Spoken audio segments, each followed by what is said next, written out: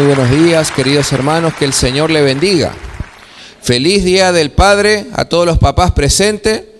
¿Cómo podemos celebrar el Día del Padre sin venir a la casa del Padre Celestial? ¿Cómo podemos celebrar un día tan importante? Si bien es un día comercial, muchas gracias. Si bien es un día comercial, comúnmente conocido como el Día del Padre, porque como decía el pastor Julio, el Día del Padre son todos los días, pero también es un día donde dedicamos a homenajear de forma especial también, porque si bien es todos los días el Día del Padre, pero necesitamos poner un día también para poder homenajear a los papás. Así que gloria a Dios por todos y cada uno de los papás presentes en esta mañana, que el Señor le bendiga ricamente. Amén. Y vamos a compartir la palabra de Dios en esta mañana, una palabra muy especial que el Señor me ha dado para compartir, para reflexionar, una palabra que nos va a edificar, que si usted me presta atención en esta mañana, querido hermano, querida hermana, va a salir edificado de este lugar. ¿Cuántos quieren recibir la palabra de Dios en esta mañana? Amén. Deseamos que el Señor nos hable, que el Señor nos guíe, que el Señor nos conforte. Por eso le invito a que abra su Biblia en el libro de Romanos, capítulo 8, versículo 15. Y el tema de esta mañana está titulado La paternidad de Dios.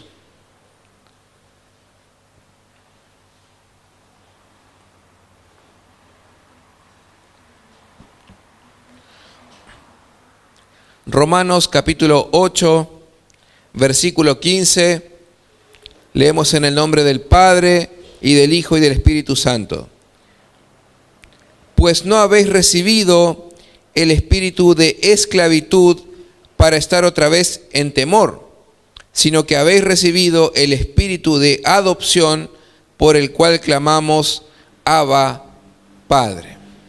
Repito, pues no habéis recibido el espíritu de esclavitud para estar otra vez en temor, sino que habéis recibido el espíritu de adopción, por el cual clamamos, Abba, Padre. Le invito a orar en esta mañana.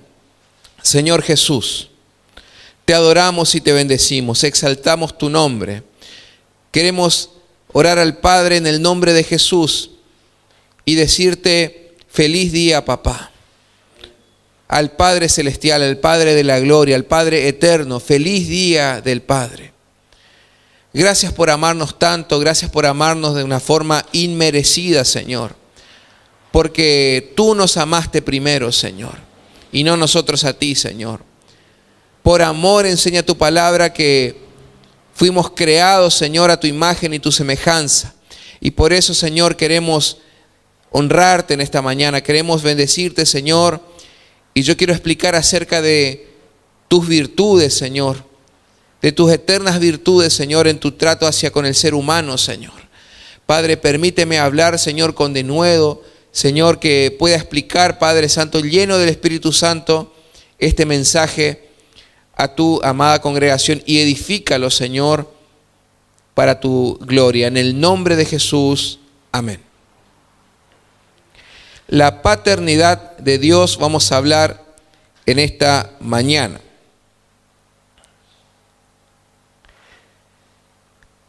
El término padre aparece en numerosos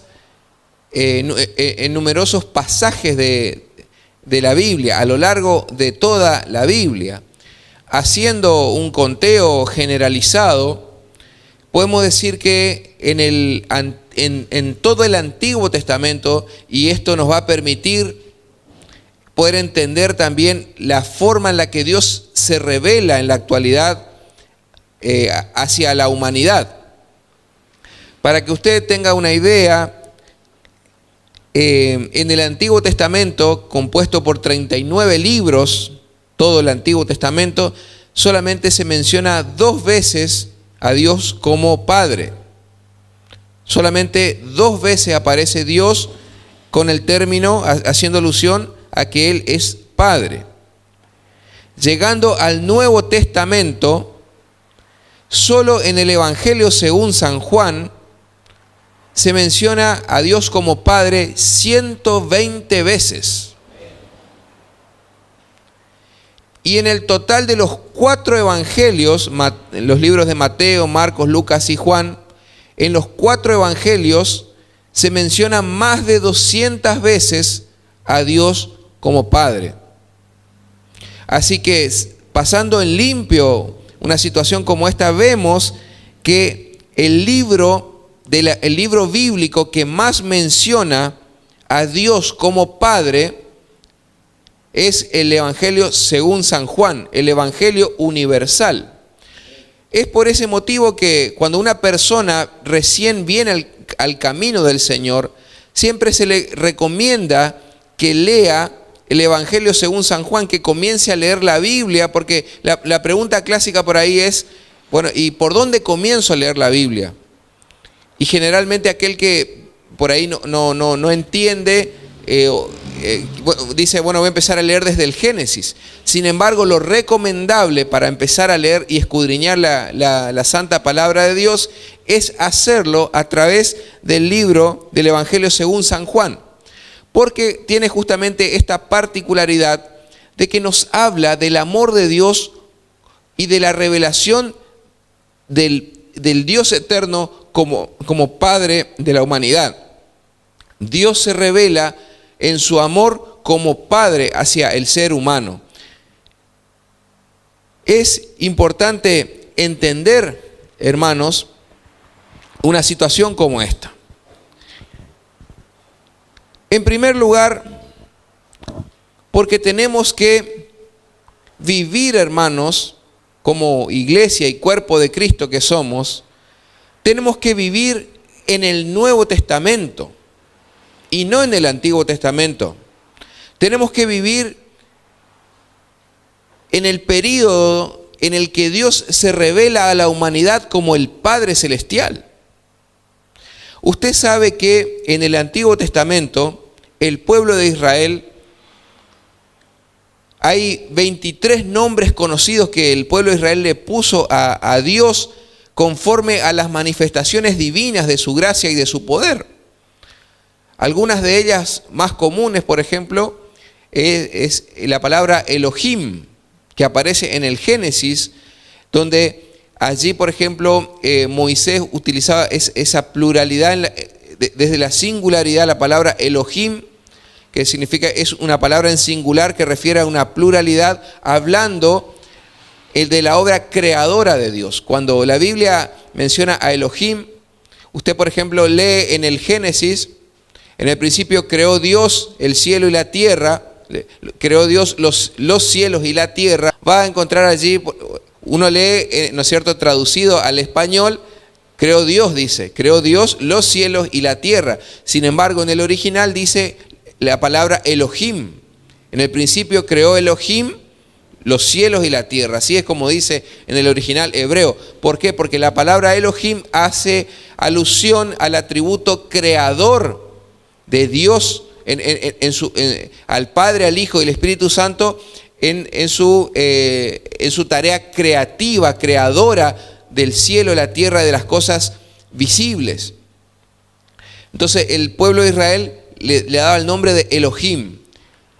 Después, por ejemplo, continuando la historia, cuando Dios da los mandamientos, el pueblo de Israel, para no utilizar el nombre de Dios en vano, empieza a llamarle, y no blasfemar, no utilizar el nombre de Dios en vano, ese mandamiento que está en el Decálogo.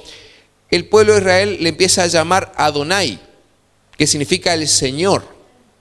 ¿Cuántos conocen el término Adonai? Que significa el Señor. Entonces, para no decir Dios, decían Adonai, y significa el Señor. Y así, por ejemplo, conforme la provisión de Dios, cuando ellos iban a la guerra, por ejemplo, decían Jehová Sabaoth. Jehová Sabaoth significa Jehová de los ejércitos. Cuando Dios le proveyó el maná en el desierto y no tenían para comer, durante esos 40 años, descendía el maná del cielo todas las mañanas. Ellos tenían que recolectar simplemente, entonces le dieron el nombre de Jehová Shireh, que significa Jehová es mi proveedor. Y así, conforme las manifestaciones de Dios en ciertas ocasiones, oportunidades de la Biblia, ¿no es cierto?, el pueblo de Israel le daba un nombre distinto. Le daba un nombre distinto, le decía Shireh, Sabaoth, Adonai, Elohim, y así hasta 23 nombres conocidos hay en el Antiguo Testamento. Sin embargo, para referirse a Dios como Padre en el Antiguo Testamento, de un total de 39 libros, hermanos, solamente 2 veces aparece el término Padre para Dios. Y ya llegado al Nuevo Testamento, es allí donde el Señor Jesucristo, el Hijo de Dios, nos revela, queridos hermanos, que Dios ya no quiere ser Elohim, no quiere ser Adonai, no quiere ser Sabaoth. Él quiere ser el Padre de todos nosotros. Es por eso que el Señor Jesús, allí en Mateo, capítulo 6, versículo 9, Él dice, vosotros pues, al momento que le estaba enseñando a orar, la famosa oración modelo conocida como el Padre Nuestro, el mismo Señor Jesús les enseña a sus discípulos y a todos los oyentes que estaban presentes en ese momento, les decía, vosotros pues oraréis así, digan, Padre nuestro que estás en los cielos, santificado sea tu nombre. Eso dice el versículo 9. Y uno dice, analizando este versículo, dice, bueno, dice, Padre nuestro que estás en el cielo, santificado sea tu nombre. Pero ¿cuál es el nombre? ¿Cuál es el nombre de Dios?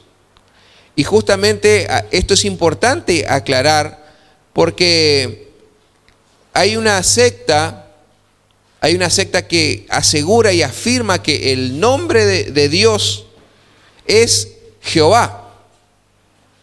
Es Jehová. Ellos aseguran y afirman y han cambiado inclusive la escritura para hacer coincidir que en todas las partes donde dice Dios en el Nuevo Testamento lo reemplazan por el término Jehová. Y eso justamente es la peculiaridad o las características que tienen las sectas de afirmar cosas que la Biblia no las revela. Pero en el contexto mismo de aquí del versículo 9, vemos que el Señor Jesús dice, ustedes deben orar así, díganle, Padre nuestro que está en el cielo, santificado sea tu nombre. ¿Y cuál es el nombre del Padre? Justamente ese, el nombre de Dios es el Padre. ¿Cómo que Padre? Padre es un título, Padre es un rol, un título. No, Dios ha revelado que el nombre de Dios es el Padre celestial. Y allí viene la contraversión donde la secta dice, no, ese no es el nombre. Yo me llamo, y a mí inclusive en mi servicio como capellán me han planteado, no, Padre no es un nombre, Padre es un título, es un rol, una función. Yo me llamo, vos por ejemplo te llamás Walter Marín, pero a su vez sos padre porque tenés un hijo. Eso es humanamente hablando, queridos hermanos. Humanamente hablando, sí, son justamente el término padre es un título humano. Pero al referirnos a Dios, Él es el Padre de todos y de todas las cosas. Él a su vez, el término padre encierra el función y el rol de padre y madre en uno solo, en el sentido de que Él es el origen de todo lo que existe, de todas las cosas visibles e invisibles, de todo lo que vemos y de lo que no vemos. Ese es el significado. Por eso el Señor Jesús dice, ustedes díganle, Padre nuestro que estás en el cielo, santificado sea tu nombre. ¿Y cuál es ese nombre? El Padre. El nombre del Padre debe ser santificado. Eso es lo que está diciendo. No está diciendo que hay otro nombre oculto que Él no quiere revelar. Es más, el Señor Jesús en otro pasaje más adelante en la Escritura dice, a ellos les he dado, a tus discípulos, a los que me diste, les he dado a conocer tu nombre. ¿Y cuál es el nombre de Dios? Padre. En el pasado por todo el Antiguo Testamento y llegado un periodo de 4000 años de historia desde Adán a Cristo y llegado el Señor Jesús, al comenzar su ministerio, Él da a conocer a la humanidad, a sus discípulos y a la humanidad entera, llegando hasta nuestros días, que el nombre con el cual el Padre Él quiere y se identifica con nosotros hoy día es justamente Padre. Entonces, hermano, en ese mismo versículo 9, el Señor Jesús le dice, ustedes tienen que orar, Padre nuestro que está en el cielo, santificado sea tu nombre. ¿Cuál nombre? El nombre de Padre. Dios hoy ya ha elegido manifestarse y ser nuestro Padre celestial. Y ya no quiere ser conocido más con ningún otro nombre que lo designe en cuanto a su amor o a su función. Él se revela como el Padre eterno, el Padre de amor para todos nosotros, hermano. ¿Usted me está siguiendo la profundidad que tiene esto, hermano? En un solo versículo. El nombre de Dios es Padre. Y el Señor Jesús dijo que debemos santificar el nombre del Padre. ¿Lo ha interpretado alguna vez de esta manera, hermano? ¿Se ha puesto a pensar, a razonar? Justamente este es un motivo que las sectas, hermano, dicen, no, el nombre del Padre es Jehová, el nombre del Padre es Elohim. Los mormones dicen que es Elohim y ponen Elohim en el Antiguo y en el Nuevo Testamento, cambian y ponen Elohim para que tenga armonía en la Biblia. Forzan las escrituras para hacer que digan lo que ellos quieren que diga. No necesitamos forzar la escritura. La escritura, por los principios hermenéuticos, hermanos, se interpreta a sí misma. Ni siquiera tenemos que forzarla. Habla por ella misma, es viva, es eficaz. Nos alimenta, nos edifica y nos trae consuelo, hermano. Entonces, eso es, en primer lugar, tenemos que entender que Dios, tenemos que vivir, hermano, en el Nuevo Testamento, donde Dios ya es nuestro Padre Celestial, donde Jesucristo, que bajó del cielo, se hizo hombre, la persona del Hijo, hermano, ha revelado al Padre como el Padre de toda la humanidad, el Padre y la Madre, de donde proceden, el progenitor de todas las cosas, hermano. Él es Padre y Madre a su vez. ¿Por qué? Porque la otra vez tuve que llamarle la atención a un hermano que le escuché decir, por ejemplo, la madre naturaleza. Y es un término que es muy común, hermano, la madre naturaleza. ¿Realmente puede ser, se ha puesto a pensar que Dios sea el Padre y la Madre sea la madre naturaleza? Sin ir más lejos todavía, hermano, que hay una secta que hoy día está predicando que el Espíritu Santo es mujer. ¿Cuántos han escuchado esa secta? A ver, ¿alguno ha escuchado? ¿Ninguno? Levanten su mano si alguno ha escuchado. Afirma que el Espíritu Santo es mujer. Una aberración, hermano.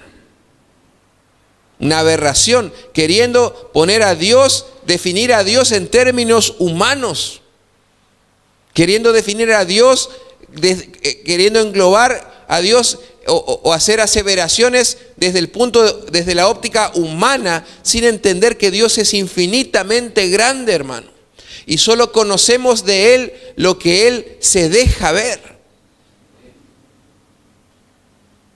Deuteronomio 29, que constantemente le estoy insistiendo los días jueves en el discipulado, dice, versa de la siguiente manera: las cosas secretas le pertenecen a Jehová, mas las reveladas son para nosotros y para nuestros hijos y para que las cumplamos. ¿Qué significa esto, hermano? No le terminamos de sacar el jugo a este pasaje, de sacarle enseñanzas. Este pasaje está diciendo que solamente vemos y conocemos de Dios lo que Él se deja ver. Y ese hecho de dejarse ver por los seres humanos es lo que llamamos nosotros revelación, correr el velo.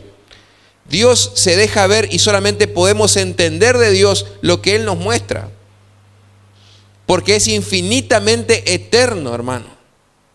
Es grande, entonces Él es padre y madre. Eso es lo que significa la palabra progenitor, la palabra padre. Significa que Él es el dador de la vida. Él es el hálito, el soplo. Él es el origen y el inicio de todas las cosas. Él es el Padre. Esa es la profundidad, hermano. Y no existe tal cosa como la madre naturaleza. Preste atención, hermano, porque ese es un término de la nueva era. La madre naturaleza, es que todos, es sabia la madre naturaleza y cosas como esa. Paganismo, hermano. Eso no puede entrar dentro de la iglesia. La Biblia enseña que todas las cosas proceden de Él, fueron creadas por medio del Hijo, por medio de Él y para Él. ¿Lo cree, hermano? Dele un aplauso al Señor esta mañana. Si lo cree, apláudalo. Él es el Padre. Él es el dador de la vida, hermano. Entonces, hermano, entendiendo el tipo de revelación que trajo Jesús a la humanidad, tenemos que vivir en el Nuevo Testamento, no en el Antiguo Testamento. ¿Usted ha conocido personas que viven todavía en el Antiguo Testamento? Personas que cuidados esta reverencia, doctrinas judaizantes, hermano. Doctrinas judaizantes que limitan a que las personas, a que los hijos de Dios gocen del amor del Padre. Establecen todavía el velo, por ejemplo, es una de ellas. Donde que muchas veces, y no critico, hermano, respeto, pero muchas veces ese tipo de situaciones no dejan que un cristiano pueda gozar del Padre Celestial. Hacemos cosas por tradiciones sin entender que son doctrinas judaizantes, hermano. Esas tradiciones disfrazadas de reverencia, hermano, que muchas veces no nos permiten tener la libertad, justamente, que ya no estamos bajo la ley, hermano. No estamos bajo los 10 mandamientos. Ya estamos en la gracia de Cristo, hermano. Y eso es lo que el Padre quiere que entendamos. Por eso tenemos que gozar y vivir en el Nuevo Testamento, donde Dios ya es nuestro Padre. Y Él se revela como un Padre amoroso que quiere tener comunión contigo y conmigo. En segundo lugar, tenemos que entender claramente que Dios desea y se complace en que apelemos a Él como Padre, a través de la confianza recibida en Cristo Jesús. Dios desea, lo repito lentamente, hermano, para que lo pueda atesorar en su corazón.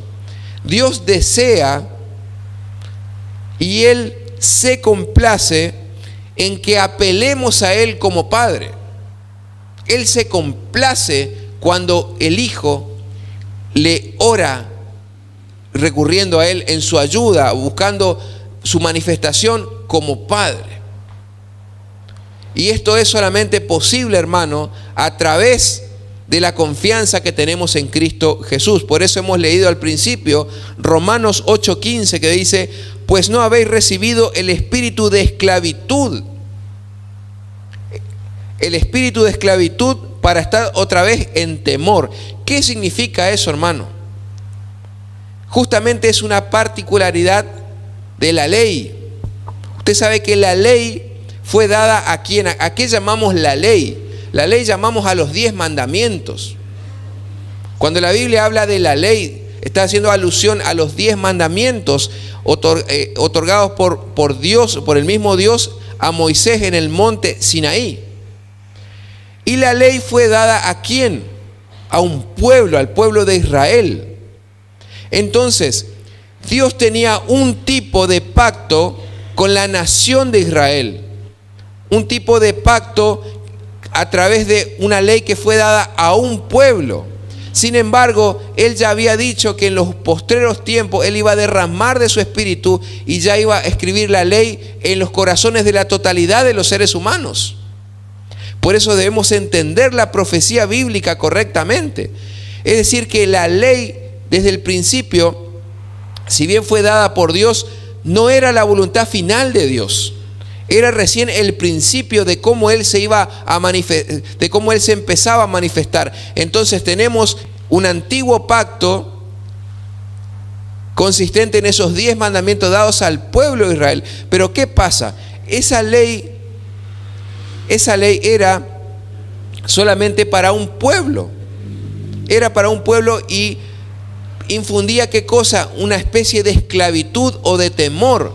Porque en el Antiguo Testamento vivían ellos, la nación de Israel, cuidando de no pecar. Mira, a tal punto que llegaron a un legalismo que en los tiempos de Jesús, ya cuando el Señor realiza una sanidad de la mujer encorvada en el templo, los mismos fariseos, ¿qué le dicen? Hay 6 días para ser sanados. Respeten el día de reposo. Fíjese la hipocresía. Porque el pueblo de Israel se acostumbró a vivir en el marco de esos 10 mandamientos y a no salirse ni a la izquierda ni a la derecha, sino que cumplir obedientemente, que cayeron directamente en un legalismo, hermano, en un legalismo que les llevó a olvidarse del espíritu de la ley. A tal punto que los mismos fariseos critican a Jesús porque había sanado a una mujer encorvada en el día de reposo. En el día de reposo, que en ese momento era sábado. En el contexto cristiano que estamos nosotros hoy, el día de reposo sería el día domingo, el día de comunión con Dios. ¿Cómo en el día de comunión con Dios no vas a poder permitir a Dios que se manifieste haciendo un milagro? Para que usted me entienda el nivel de estar errado acerca de la voluntad de Dios. Ellos critican a Jesús por haber sanado a una mujer en el día de reposo. Totalmente, hermano, errado de lo que Dios quería. Entonces Jesús le contesta en esa oportunidad, le dice: fariseos hipócritas, ¿qué acaso ustedes no desatan a sus burritos, a sus pollinos, para que vaya y tomen agua en el día de reposo? Y esta mujer que hacía años estaba atada por Satanás, ¿no merecía ser liberada en el día de reposo? Hipócritas. Entonces el espíritu de la ley malinterpretadamente, hermanos, los llevó a que ellos sean esclavos de no salirse de los 10 mandamientos. Es por eso que Romanos 8:15 dice: pues no habéis recibido el espíritu de esclavitud para estar otra vez en temor. ¿Me entiende ahora? Para no estar otra vez en temor. ¿Por qué? De estar ahí encuadrado, que no te salga a la izquierda o a la derecha porque es pecado y estás en pecado delante de Dios. Ese es el espíritu de la ley. Pero ahora dice: sino que habéis recibido, Romanos 8:15, la parte B, sino que habéis recibido el espíritu de ¿qué? De adopción. ¿Qué significa esto, hermano? Que fuimos adoptados como hijos del Padre Celestial. Hemos recibido, ya no estamos bajo la ley, hemos recibido el espíritu de adopción, que es el Espíritu Santo, hermano, por el cual clamamos: Abba, Padre. Por el cual clamamos Abba.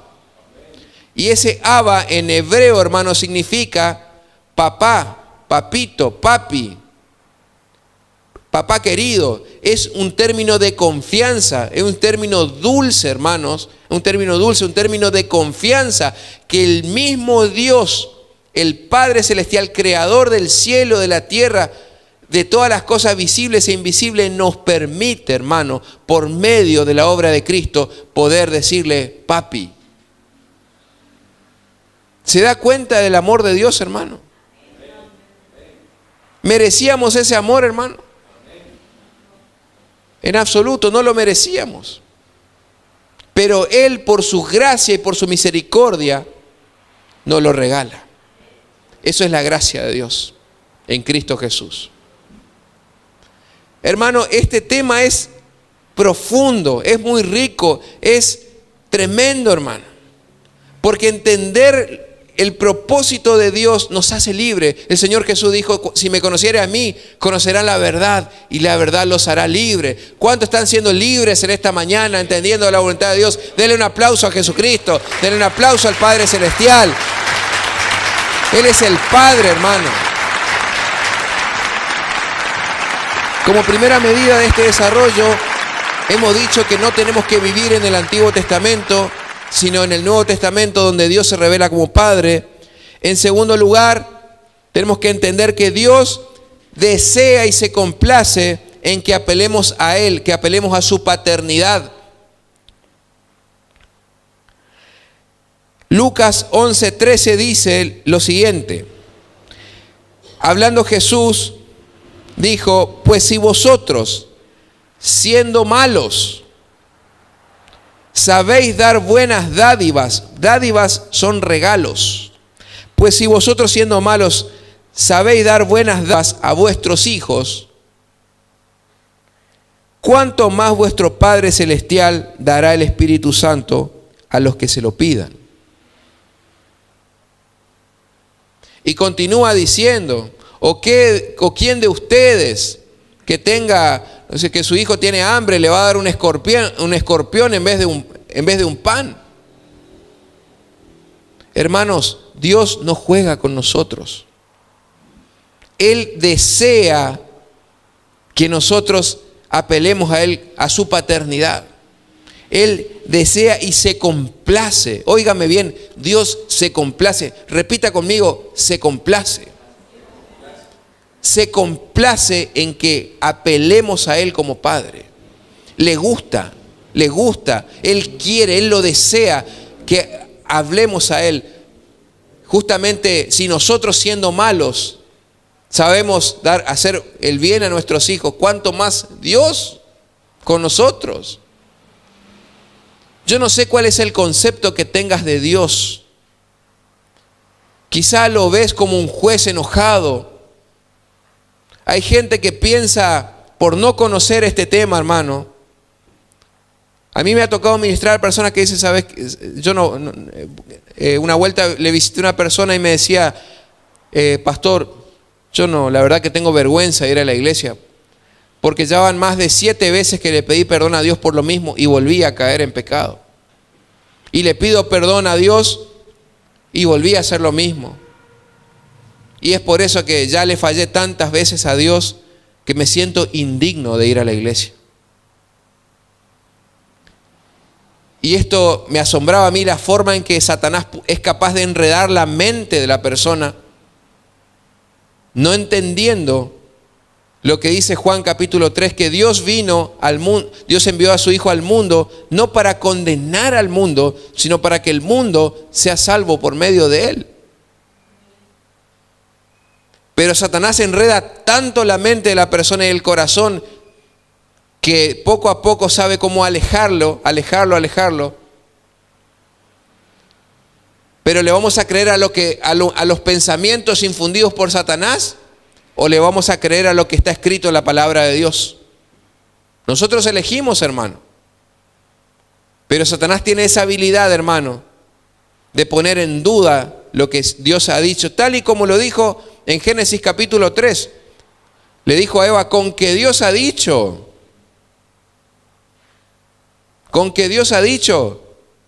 que no podés comer del fruto prohibido, pone en duda.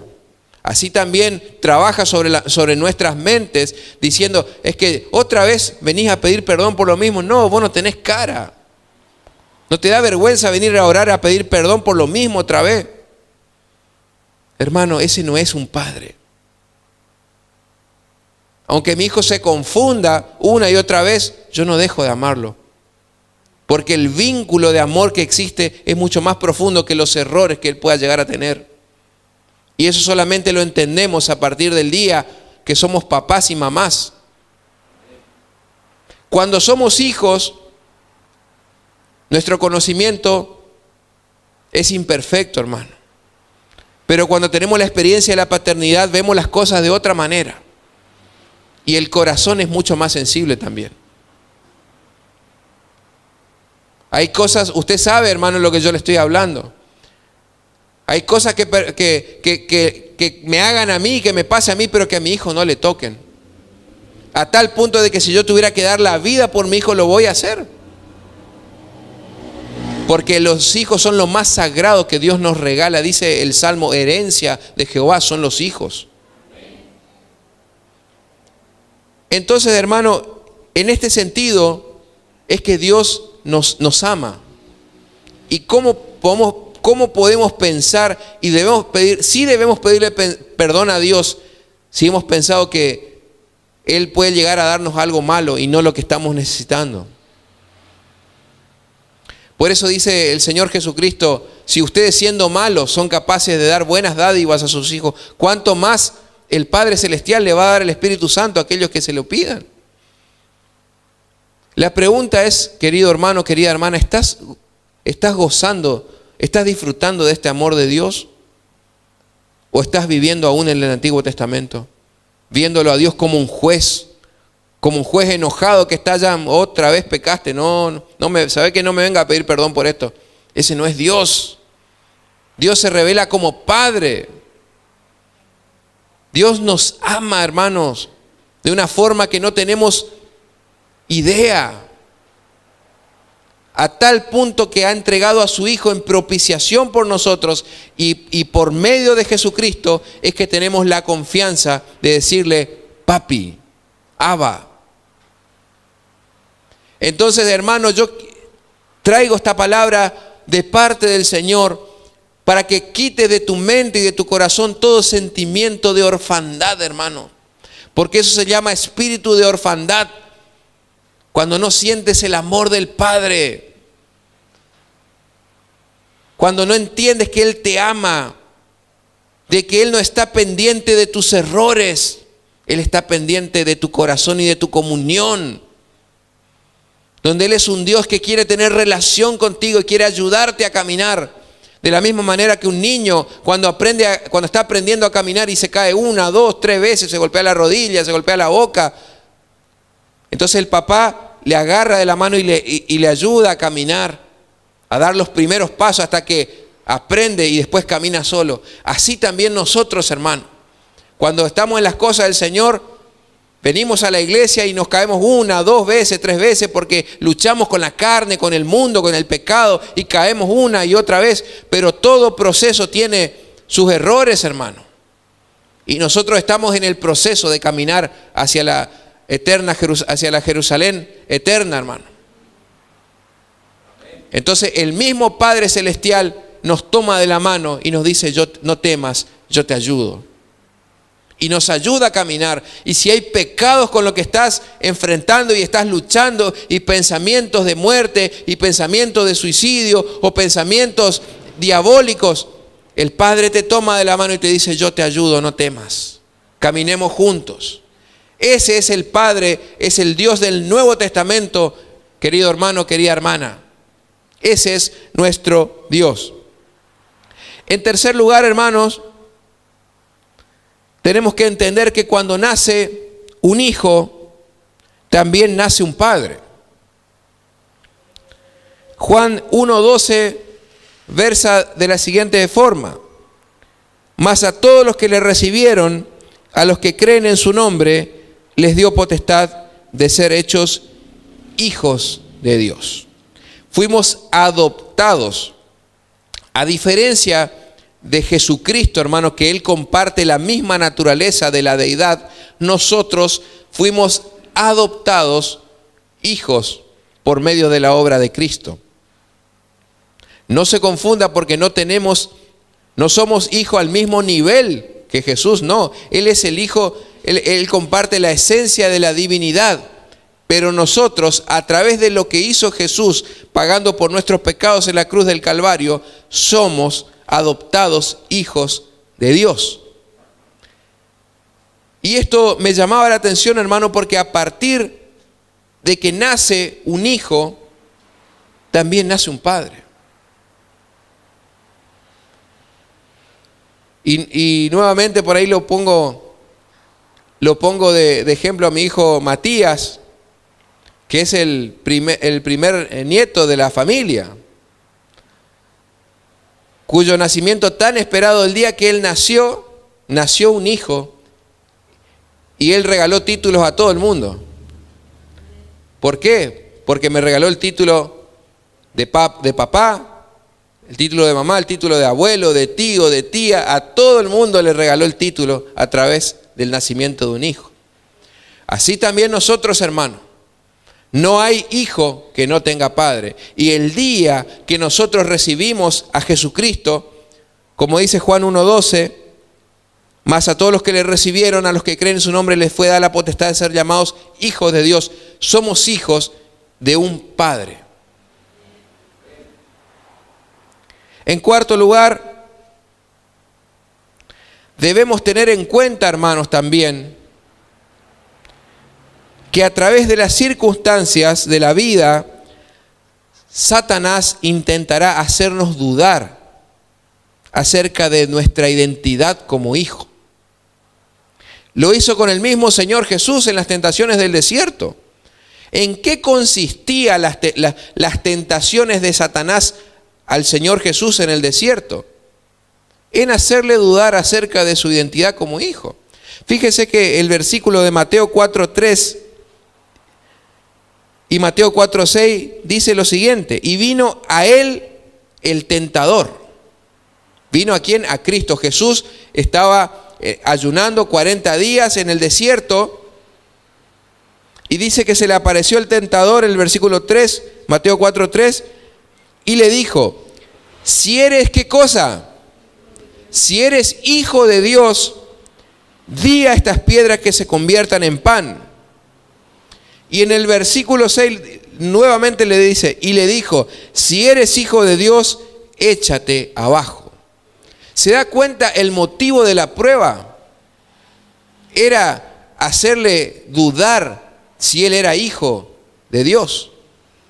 Así también, hermano, Satanás va a intentar hacerte dudar a ti y a mí si es que realmente somos hijos de Dios. No, ¿sabes qué? Dios no te escucha. Estás en pecado, por eso no te escucha. No te arrepentiste lo suficiente. Pensamientos que nacen en la ignorancia de las Escrituras y la falta de fe en ellas, hermano. Repito, porque Dios no vino a juzgar al mundo, sino que no envió a su Hijo a juzgar al mundo, sino a que el mundo sea salvo por medio de Él. Entonces constantemente somos bombardeados por pensamientos que quieren hacernos dudar acerca de nuestra identidad como hijos de Dios. Y nosotros somos hijos, hermanos, porque Dios así lo ha declarado en Juan 1:12. Esto no tiene nada que ver con los méritos suyos o míos, no tiene absolutamente nada que ver, no somos merecedores de eso. En eso consiste la gracia de Dios, en que simplemente somos hijos de Dios porque así Él lo ha declarado en Cristo Jesús. Somos hijos y Él es nuestro Padre. Por eso, hermano, también la mayor evidencia de que Dios es nuestro Padre, entonces usted me podrá preguntar en esta línea lógica de esta predicación, usted me podría preguntar, y bueno, ¿hay alguna evidencia contundente de que seamos hijos de Dios? Por supuesto. Hebreos capítulo 12, versículo del 8 al 11, allí dice que la evidencia de que somos hijos y de que no somos bastardos, la palabra bastardo significa que no tiene padre, la evidencia es justamente que Dios disciplina a aquel que toma como hijo. ¿Qué me está diciendo, pastor, que Dios castiga? Sí. El Padre Celestial castiga como cualquier papá le da un chachá a su hijo. Vamos a verlo en la Biblia, Hebreos 12 del 8 al 11, yo le voy a leer en la versión Dios habla hoy a efectos de mayor claridad. Escuche lo que dice la Escritura. Pero si Dios no los corrige a ustedes como corrige a todos sus hijos, entonces ustedes no son hijos legítimos. Si Dios no nos corrige, entonces no somos hijos legítimos. Versículo 9. Además, cuando éramos niños, nuestros padres aquí en la tierra nos corregían y los respetábamos. ¿Por qué no hemos de someternos con mayor razón a nuestro Padre Celestial para obtener la vida? Versículo 10. Nuestros padres aquí en la tierra nos corregían durante esta corta vida, según lo que les parecía más conveniente. Pero Dios nos corrige para nuestro verdadero provecho, para hacernos santos como Él. ¿Con qué objeto nos corrige el Padre? Para hacernos santos, apartados del mal, como Él. No nos corrige porque le gusta hacernos sufrir, sino que nos corrige para hacernos santos como Él. Versículo 11, ciertamente ningún castigo es agradable en el momento de recibirlo, sino que duele. Pero si uno aprende la lección, el resultado es una vida de paz y de rectitud. Y usted me preguntará, porque todavía hay algunos hermanos que razonan como niños, ¿en qué consiste el castigo de Dios? ¿En que me va a mandar un rayo del cielo? ¿En qué consiste el castigo de Dios? Consiste en que cuando somos tercos y no entendemos las cosas, entonces Dios nos deja que hagamos nuestra voluntad. El Salmo, dice el Salmo, el que habita al abrigo del Altísimo morará bajo la sombra del Omnipotente. Dice, y esto nos ilustra de que el que está al abrigo del Altísimo, entonces mora a la sombra del Omnipotente. Pero ¿qué pasa? Cuando somos nosotros testarudos y queremos insistir en el pecado, insistir en las cosas malas, ¿qué pasa? Nos salimos del abrigo del Altísimo y de la sombra del Omnipotente, no salimos. Y entonces, ¿qué pasa? Como estamos sin cobertura de Dios, vienen las cosas malas sobre nuestra vida. ¿Es la voluntad de Dios eso? En absoluto. Pero Dios, cuando somos retobados, permite las cosas malas sobre nuestra vida, hermano. Pero no lo suficiente, hermano. No lo suficiente, porque el propósito de Él es que nosotros obtengamos, como termina acá, una vida de paz y de rectitud y de que volvamos a la santidad, hermano. El tema es cuando somos todavía más cabeza dura y en vez de arrepentirnos y de volvernos a la casa de Dios, a la casa del Padre Celestial, más nos embarramos en el lodo del pecado y empezamos a mentir para tapar otra mentira. Y mentimos para atrapar otra mentira y nos enrollamos.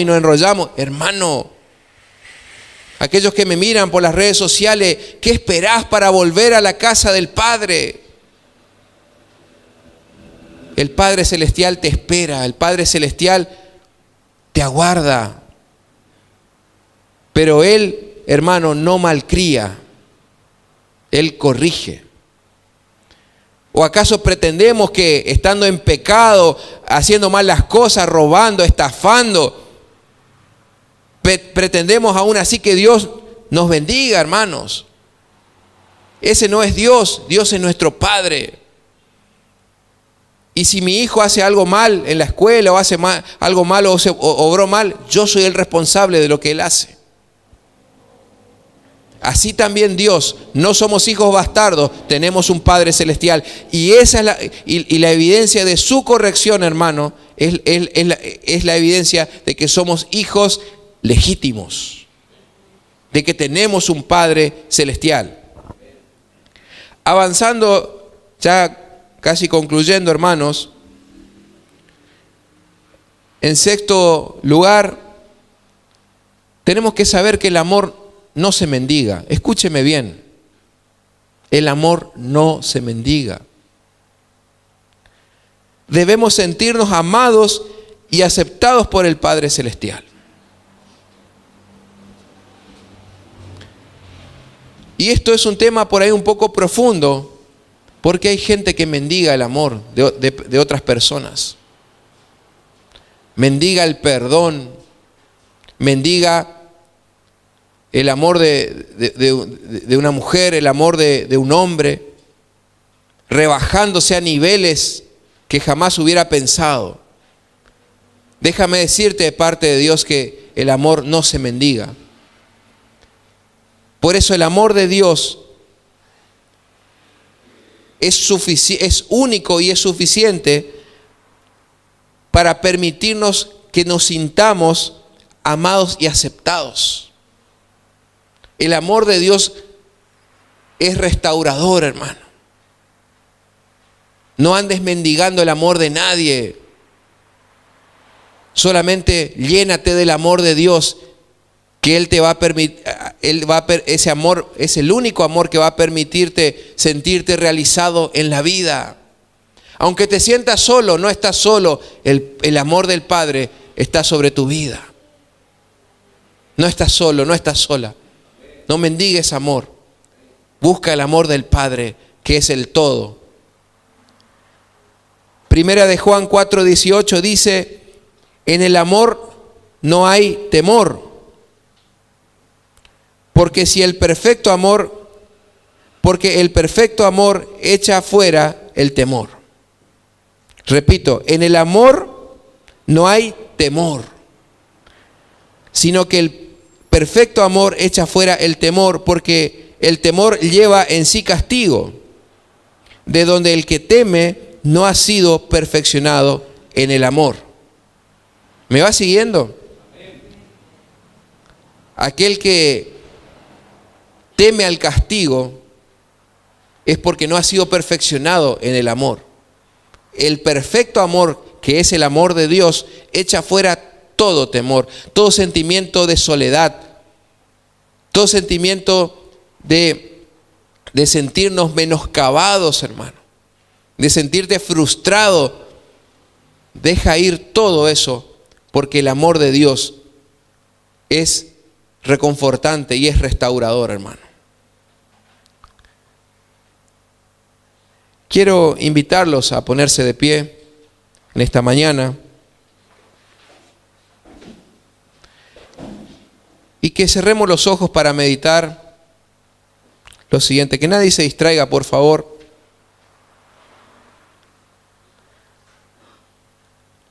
En primer lugar, con sus ojos cerrados allí,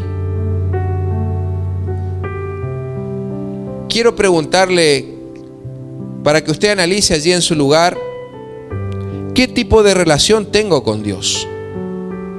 ¿Cómo me siento ante el amor del Padre Celestial enseñado en esta mañana? ¿Me siento siervo, esclavo, creyente, seguidor, adorador? ¿Cómo me siento? ¿Cómo me defino delante de Dios? ¿Como creyente, como seguidor? ¿Me siento realmente como hijo de Dios? ¿Estoy disfrutando del amor del Padre Celestial? Sea sincero con Dios. ¿Estás disfrutando? ¿Sientes el amor de Dios en tu vida? En segundo lugar, déjame decirte de parte de Dios que es urgente, es extremadamente urgente que desalojes de tu corazón todo tipo de inseguridad o espíritu de orfandad. Porque el Padre Celestial te ama tal y como eres, y no como tú crees que debería ser. Nadie se distraiga, por favor, este momento. El Padre Celestial te ama tal y como eres, y no como tú crees que eres. Tus expectativas quizás son muy altas y no puedes llegar a lo que te gustaría hacer delante de Dios. Pero déjame decirte que Dios no espera que tú llegues a esa expectativa. Él te ama tal y como eres hoy. No mendigues el amor de nadie. Solamente busca el amor del Padre Celestial. Y erradica de tu corazón y de tu espíritu todo sentimiento de orfandad. Y en tercer lugar, quiero decirte de parte de Dios que debes caminar seguro por la vida y reflejar el amor del Padre al mundo. Camina seguro. No tengas miedo en el proceso. Estás peleando con tu carne, estás peleando con tus pecados, con tu mente, estás peleando con tu pasado. Pero el Padre Celestial te toma de la mano en el proceso y te dice: no temas, yo te ayudo. Padre, en el nombre de Jesús, en esta mañana, Señor, he sido obediente a tu palabra, a lo que me has dicho, Señor. He predicado, Señor, lo que has puesto en mi corazón. Yo te pido, Señor, yo sé que tú estás trabajando en los corazones de las personas en esta mañana. Y antes de invitar a todos los papás a que pasen, yo primero quiero hacer un primer llamado junto con el pastor Julio. Que nadie se distraiga, por favor. ¿Hay alguna persona que se ha sentido identificado con esta palabra en esta mañana? ¿Hay alguna persona que no está gozando, que no está disfrutando del Padre Celestial? ¿Hay alguna persona que tiene un sentimiento de orfandad? Yo quiero invitarle a que pase al frente para orar por la persona, bendecir su vida y que a partir de hoy pueda empezar a sentir este sentimiento de la paternidad de Dios. ¿Habrá algún valiente, alguna valiente que quiera pasar al frente? Aleluya. Gloria a Dios. Aleluya. Asimismo, en esta mañana, antes de retirarnos, quisiera invitar a todos los papás presentes que pasen aquí al frente para bendecir su vida. Sí, Señor. Invitamos a todos los papás presentes que pasen, por favor. Vamos a orar. Usted va a salir bendecido en esta mañana. Gracias, Señor. Gracias, Señor.